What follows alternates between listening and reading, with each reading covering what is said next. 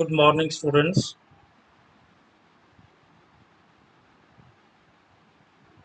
आज हमारा टॉपिक है structure and function of adrenal glands. अपने ग्लैंड्स के बारे में पढ़ रहे थे। थायराइड ग्लैंड के बाद नेक्स्ट ग्लैंड आता है, इंपॉर्टेंट ग्लैंड, वो है एड्रिनल ग्लैंड।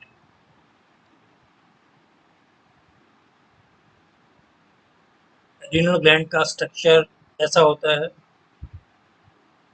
जो एनाटॉमी की दृष्टि से देखें, एड्रिनल ग्लैंड जिनको सुप्रारीनल ग्लैंड भी कहते हैं, ये थोरेसिक एब्डोमेन में स्थित होते हैं। कहाँ पर होते हैं एब्डोमेन में? किडनीज के ऊपर। किडनीज के ऊपर भी आगे की तरफ एंटीरियर सरफेस और ऊपर की तरफ सुपीरियर सरफेस पे ये एक एडिपोज कैप्सूल के द्वारा कवर की चारों तरफ से कवर होते हैं। ये अगर थोरैक्स में वर्टिब्रल कॉलम के जगह पर देखें तो ये जो हमारा 12वां थोरेसिक वर्टिब्रा होता है उसके पास पाए जाते हैं।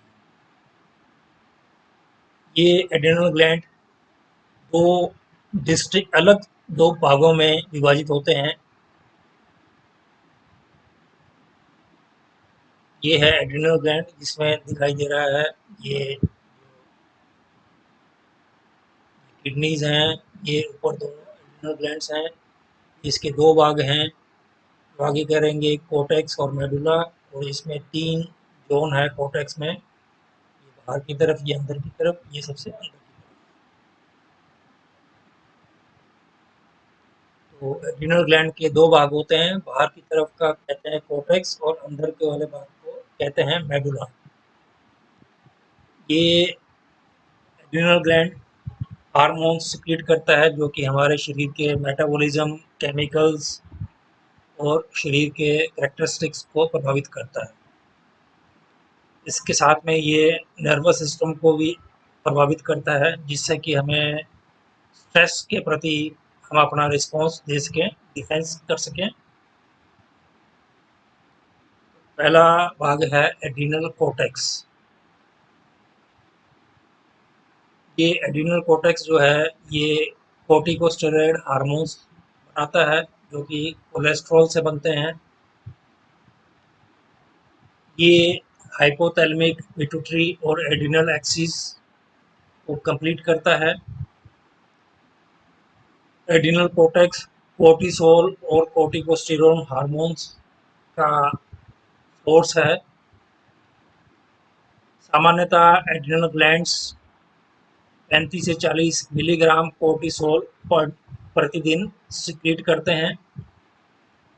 कोर्टिकल सेल्स एंड्रोजन्स जैसे कि टेस्टोस्टेरोन और एल्डोस्टेरोन निर्मित करते हैं, प्रोड्यूस करते हैं।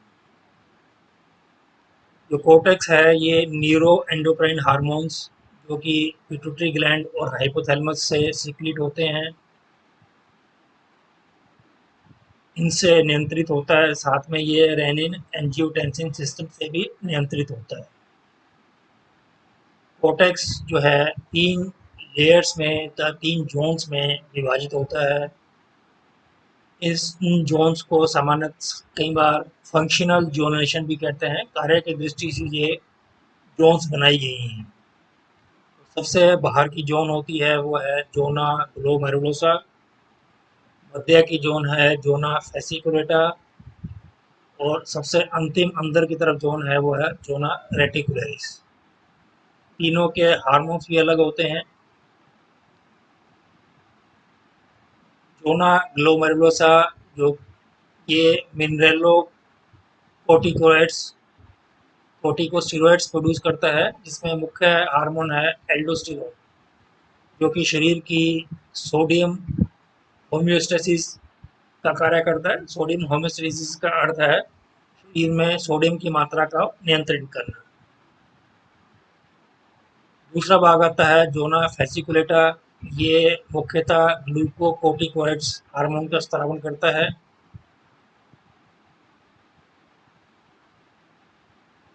जो कोर्टेक्स की एक्सक्रीशन है, ये ACTH हार्मोन जो कि एंटीरियर पिट्यूटरी से निकलता है, इसके द्वारा स्टिमुलेट होती है, प्रेरित होती है। जब ये एसीटीएच हार्मोन एड्रिनल कोर्टेक्स के सतह पे पाए जाने वाले रिसेप्टर से जुड़ जाता है और ये intracellular cyclic AMP second messenger के द्वारा अपना कार्य करता है। एसीटीएच की एब्सेंस में जोना वेसिकुलेटा बहुत कम मात्रा में कोर्टिसोल का स्रावन करता है। तीसरा भाग है जोना रेटिकुलरिस, जो सबसे अंदर होता है। ये एंड्रोजन्स सिक्रीट करता है। इसमें मुख्य एंड्रोजन है डिहाइड्रो एपीएंड्रोस्टिरोन और दूसरा डीएचईए सल्फेट हार्मोन्स के अंदर। दूसरा भाग आता है इसमें अंदर की तरफ कोर्टेक्स के बाद में मेडुला। मेडुला अंदर की तरफ आ जाता है और इसके चारों तरफ एड्रिनल कोर्टेक्स स्थित होता है। मेडुला के जो सेल्स होते हैं उनको क्रोमोफेन सेल्स कहते हैं। ये शरीर में सर्कुलेट होने वाले क्या कैटेकोलमीन्स का स्रावन करता है। कैटेकोलमीन्स एड्रिनलिन, जिसको एपिनेफ्रिन भी कहते हैं, और नॉर एड्रिनलिन होते हैं, जिसको नॉरएपिनेफ्रिन कहते हैं। ये वाटर सॉल्युबल हार्मोन्स हैं जो कि अमीनो एसिड टायरोसिन से बने होते हैं। शुरू में हमने बात की थी तो टायरोसिन से बनने वाले दो प्रकार के हार्मोन होते हैं। पहला था थायराइड थायरोक्सिन हार्मोन और दूसरा है ये एपिनेफ्रिन और नॉन एपिनेफ्रिन।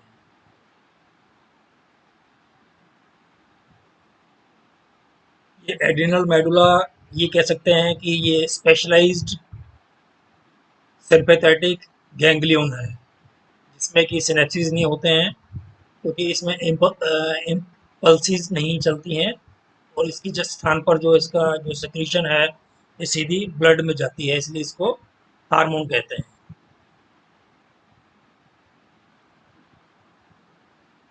नोर एड्रेनालिन या नोर एपिनेफ्रिन ये पोस्ट गैंग्लियोनिक न्यूरोट्रांसमीटर होता है ऑटोनोमस नर्वस सिस्टम के सिंपैथेटिक भाग का। एपिनेफ्रिन और कुछ नोर एपिनेफ्रिन एड्रिनल मेडुला से निकलते हैं। सिंपैथेटिक नर्वस सिस्टम के स्टिमुलेट होने पर इनका प्रभाव एक जैसा होता है। ये सिंपैथेटिक नर्वस सिस्टम और एड्रिनल मेडुला दोनों फाइट और फ्लाइट रिस्पॉन्स को दिखाते हैं। इसमें क्या होता है, हार्ट रेट बढ़ जाती है, ब्लड प्रेशर बढ़ जाता है। शरीर का जो ब्लड है वो एसेंशियल ऑर्गन्स कौन कौन से, हार्ट, ब्रेन, स्केलेटल मसल्स में डाइवर्ट हो जाता है। लेस एसेंशियल ऑर्गन्स कम महत्वपूर्ण अंग होते हैं जैसे त्वचा और आहार नाल, इनमें ब्लड कम हो जाता है। मेटाबॉलिक रेट बढ़ जाता है। आंखों के प्यूपिल खुले खुले जो हो जाते हैं, डायलेट हो जाते हैं। एड्रेनलिन एपिनेफ्रिन का जो इफेक्ट है हार्ट और मेटाबॉलिक प्रोसेस में ज़्यादा होता है।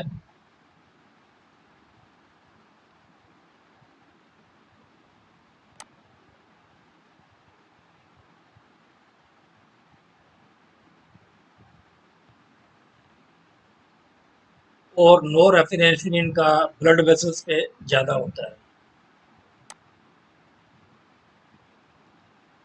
एड्रिनल ग्लैंड की ब्लड सप्लाई, तीन आर्टरीज प्रत्येक एड्रिनल ग्रंथि को रुधिर प्रवाहित करती हैं देती हैं। पहली है सुपीरियर सुप्रा रीनल आर्टरी, ये ब्लड लेके जाती है एड्रिनल ग्रंथि में। कहाँ से, इंफीरियर फ्रीनिक आर्टरी। दूसरी है मिडल सुप्रा रीनल आर्टरी, ये एबिडोमिनल एओर्टा से ब्लड लेके जाती है। तीसरी है इंफीरियर सुप्रा रीनल आर्टरी, ये रीनल आर्टरी से ब्लड लेके जाती है। डायग्राम दिखाई दे रहा है, ये है सुपीरियर सुप्रारेनल आर्टरीज, ये इंफीरियर स्प्लीनिक आर्टरी से ब्लड ले जा रही हैं। दूसरा है मिडल सुप्रारीनल आर्टरी, ये सीधा एब्डोमिनल एओर्टा से ब्लड ले जा रही हैं। तीसरा है इंफीरियर सुप्रारीनल आर्टरी, ये रीनल आर्टरी से ब्लड लेके जा रही है।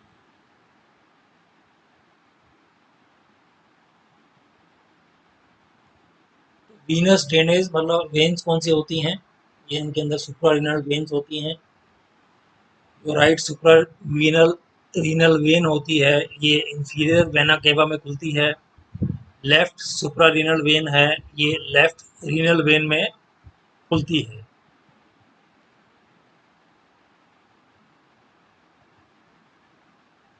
एड्रिनल ग्लैंड और थायराइड ग्लैंड में ब्लड सप्लाई बहुत अधिक होती है दूसरे टिश्यूज की अपेक्षा। 60 आर्टरियोल्स तक एक एड्रिनल ग्लैंड में हो सकते हैं। अब है hormones of the adrenal cortex. Adrenal cortex 3 प्रकार के स्टेरॉयड हार्मोन्स सिक्रीट करता है जो कि कोलेस्ट्रॉल से बनते हैं। पहला, इन सभी हार्मोन्स को एक साथ कहते हैं हम एडिनोकोर्टिकॉइड्स या कोर्टिकोस्टेरॉइड्स या कोर्टिकॉइड्स। कौन कौन से हार्मोन हैं? पहला है ग्लूकोकोर्टिकॉइड्स, दूसरा है मिनरेलोकोर्टिकॉइड्स, तीसरा है सेक्स हार्मोन्स जिसमें मुख्यतः एंड्रोजन्स हैं। तीनों जो हार्मोन्स हैं इनका अपना अपना कार्य होता है, परंतु इनकी स्ट्रक्चर सिमिलर होते हैं क्योंकि कोलेस्ट्रॉल से बने होते हैं। ग्लूकोकोर्टिकॉइड्स, ग्लूकोकोर्टिकॉइड्स में कोर्टिसोल या हाइड्रोकोर्टिसोन भी जिसको कहते हैं, ये मुख्य ग्लूकोकोर्टिकॉइड है। कम मात्रा में दूसरे ग्लूकोकोइड्स भी निकलते हैं जिनको कोर्टिकोस्टेरोन और कोर्टिसोन कहते हैं। 3 हार्मोन हो गए, कोर्टिसोल, कोर्टिकोस्टेरोन और कोर्टिसोन। मुख्य हार्मोन है कोर्टिसोल। ये लाइफ के लिए आवश्यक है क्योंकि ये मेटाबॉलिज्म और स्ट्रेस को मैनेज करने का कार्य करते हैं। इनकी सिक्रीशन नेगेटिव फीडबैक के द्वारा कंट्रोल की जाती है, इसके हाइपोथैलेमस और एंटीरियर पिट्यूटरी के से नेगेटिव फीडबैक के द्वारा।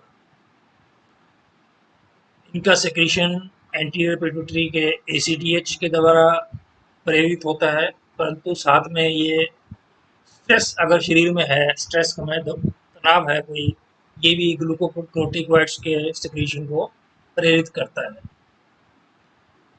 सामान्य नॉन स्ट्रेसफुल कंडीशंस में जो इनका सिक्रीशन है सिरकाडिया वेरिएशन शो करता है, मतलब सुबह दोपहर शाम रात को इनकी मात्रा अलग प्रकार की होती है, इसको कहते हैं सिरकाडियन वेरिएशंस। ग्लूकोकोर्टिकॉइड्स के मेटाबॉलिक इफेक्ट्स होते हैं, कौन कौन से होते हैं? पहला है ग्लूकोनियोजेनेसिस। ग्लूकोनियोजेनेसिस का अर्थ है formation of new sugar from non carbohydrates. Example के लिए प्रोटीन और हाइपरग्लिसीमिया। अगर कार्बोहाइड्रेट्स बनेंगे ज़्यादा तो हाइपरग्लिसीमिया हो जाएगा क्योंकि जिसमें शरीर के अंदर ब्लड में ग्लूकोज का लेवल बढ़ जाता है। दूसरा कार्य होता है लिपोलाइसिस। इन कार्यों के आधार पर ही इनकी आगे की जो बीमारियां होती हैं एड्रिनल कोर्टेक्स ग्लैंड की, वो डिसाइड हो जाती हैं। कम होने और ज़्यादा होने में क्या होगा, अभी सामान्य क्या कार्य करते हैं इस पर निर्भर करती हैं, कम होने और ज़्यादा होने पर क्या होगा। दूसरा कार्य है इसका लिपोलाइसिस। लिपोलाइसिस का अर्थ है ट्राइग्लिसराइड का ब्रेकडाउन होना। ट्राइग्लिसराइड के ब्रेकडाउन से फैटी एसिड्स और ग्लिसरॉल बन जाते हैं जिससे कि ऊर्जा प्राप्त की जाती है। तीसरा कार्य है ब्रेकडाउन ऑफ प्रोटीन, जिससे कि अमीनो एसिड निकलते हैं, बनते हैं। ये अमीनो एसिड या तो दूसरी प्रोटीन के निर्माण में कार्य करते हैं या फिर दूसरी प्रोटीन के निर्माण में एंजाइम्स भी आते हैं, ये निर्मित हो जाते हैं, या ये अमीनो एसिड सीधे एनर्जी प्रोडक्शन एटीपी प्रोडक्शन का कार्य करते हैं। ये सोडियम के एब्जॉर्प्शन का कार्य करते हैं रीनल ट्यूब्यूल से। हालांकि ये प्रभाव मुख्यतः मिनरलोकोर्टिकोइड का है, इसलिए इसको वीक मिनरलोकोर्टिकोइड इफेक्ट कहते हैं। मुख्य सोडियम एब्जॉर्प्शन का कार्य है मिनरलोकोर्टिकोइड का है, जो कि हमारा नेक्स्ट हार्मोन है। पैथोलॉजिकल और फार्माकोलॉजिकल मात्रा में ग्लूकोकॉर्टिकोइड के और भी कुछ प्रभाव हैं, जैसे एंटी इन्फ्लेमेटरी एक्शन। इन्फ्लेमेटरी का अर्थ होता है सूजन, मतलब सूजन को रोकने का कार्य है। इम्यून रिस्पॉन्स, शरीर के अंदर जो एंटीजन एंटीबॉडी रिएक्शंस होते हैं, इम्यून रिस्पॉन्स होते हैं, उसको दबाने का कार्य करता है ग्लूकोकॉर्टिकोइड्स। जो शरीर के अंदर शरीर में घाव बनते हैं, उन घाव का जो हीलिंग है वो डिले हो जाती है, देरी से होते हैं। दूसरा है एल्डोस्टेरोन, इनको मिनरलोकोर्टिकोइड कहते हैं। ये एल्डोस्टेरोन मुख्य मिनरलोकोर्टिकोइड है। इसका अर्थ है कि दूसरे हार्मोन्स भी निकलते हैं इससे, लेकिन मुख्य एल्डोस्टेरोन ही है। इस हार्मोन का जो कार्य है शरीर में वाटर और इलेक्ट्रोलाइट बैलेंस का है। ये नेगेटिव फीडबैक के द्वारा सोडियम के रीएब्जॉर्प्शन को प्रभावित करता है किडनी के रीनल ट्यूब्यूल्स में, और पोटेशियम के एक्सक्रीशन को बाहर निकालना, पोटेशियम को बाहर निकालना, इन दोनों कार्य को करता है, सोडियम का रीएब्जॉर्प्शन और पोटेशियम का एक्सक्रीशन। सोडियम का जब पुनः अब्सॉर्प्शन या रीअब्सॉर्प्शन होता है, इसके साथ में वाटर का भी रिटेंशन होता है, जिससे कि एल्डोस्टेरोन ब्लड की वॉल्यूम या मात्रा और ब्लड प्रेशर को भी नियंत्रित करता है। जो ब्लड के अंदर पोटेशियम का लेवल है, ये भी एल्डोस्टेरोन की मात्रा को निर्धारित करता है। एड्रेनल कॉर्टेक्स कितना एल्डोस्टेरोन सिक्रीट करेगा। जब ब्लड में पोटेशियम लेवल अधिक हो जाता है तो एल्डोस्टेरोन का सिक्रीशन होता है। ब्लड में पोटेशियम कम हो जाता है तो इसका ऑपोजिट इफेक्ट है, मतलब एल्डोस्टेरोन की मात्रा का सिक्रीशन कम हो जाता है।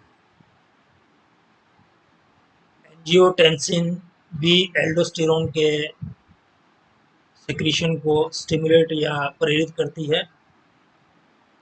ये रेनिन एंजियोटेंसिन एल्डोस्टेरोन सिस्टम, जैसे इसको किडनीज में पढ़ाते हैं अपने, क्या होता है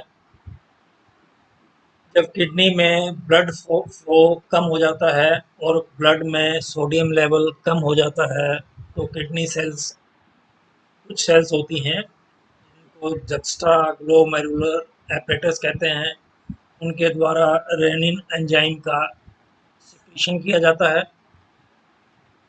जो ये रेनिन एंजाइम है, प्लाज्मा के अंदर पाई जाने वाले प्रोटीन एंजियोटेंसिनोजन को ये कन्वर्ट कर देता है, इसमें एंजियोटेंसिन एक में, फर्स्ट में एंजियोटेंसिनोजन लीवर में बनती है।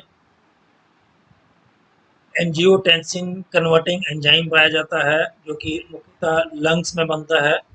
ये कन्वर्ट कर देता है एंजियोटेंसिन 1 को एंजियोटेंसिन 2 में। ये एंजियोटेंसिन 2 जो है, ये एल्डोस्टेरोन के सिक्रीशन को प्रेरित करती है या स्टिमुलेट करती है। इससे किडनीज की रुधिर के ब्लड प्रेशर कम भी प्रभावित होता है, क्योंकि वासो का अर्थ होता है वेस्कुलर, वेस्कुलर का अर्थ होता है वाहिनियाँ, कॉन्स्ट्रिक्शन का अर्थ होता है संकुचित करना, तो ये रुधिर वाहिनियों को संकुचित करके ब्लड प्रेशर को बढ़ा देता है। तीसरा हार्मोन है सेक्स हार्मोन। ये जो ना रेटिकुलरीज के द्वारा सिक्रीट किए जाते हैं। इसमें मुख्यतः एंड्रोजन्स ही सिक्रीट होते हैं जिनको मेल सेक्स हार्मोन्स कहते हैं, और जो इनके द्वारा अमाउंट प्रोड्यूस होता है ये इनसिग्निफिकेंट, यानी इसका रोल ज़्यादा नहीं होता है। मुख्य जो ये सेक्स हार्मोन्स टेस्टिस और ओवरीज में निकलते हैं जब